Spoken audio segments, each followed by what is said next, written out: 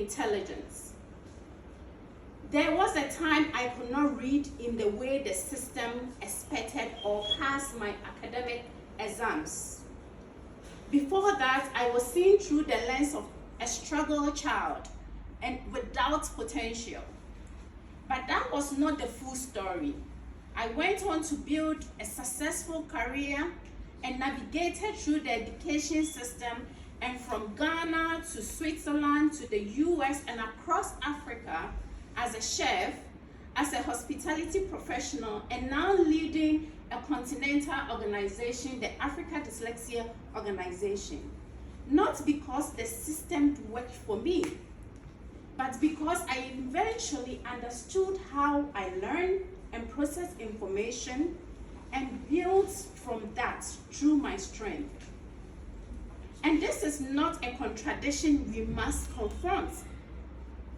We are in the middle of a learning crisis in the world, and at the same time, workplace crisis, where systems are struggling to produce individuals who can think differently, adapt, lead, and solve problems. And still, we overlook the very minds that are often carrying these capabilities enormously. This is a gap we are addressing.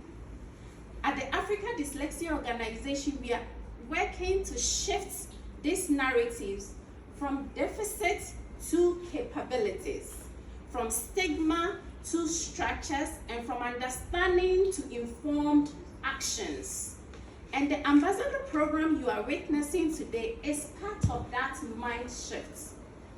This is not a recognition for the sake of celebration and giving titles to individuals. It is a formal assignment of responsibility.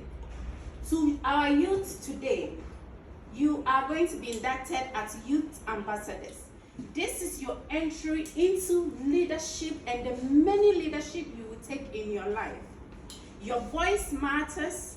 The experience you have gone through before getting to understand who you are matters, because there is a lot of learnings in them.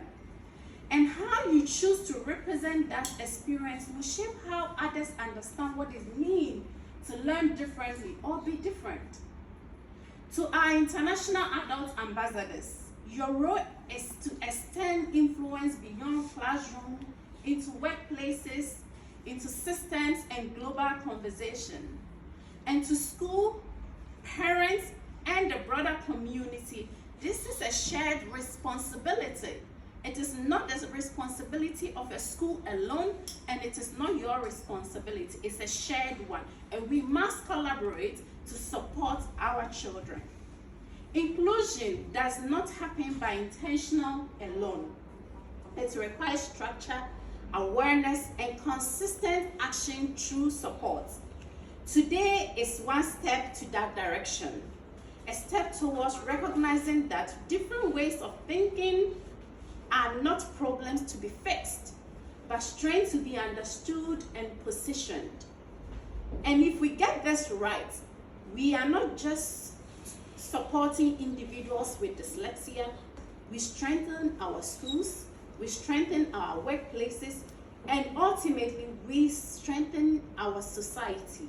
Thank you very much for coming today and for joining us from your classroom and everywhere you are in this world. Thank you.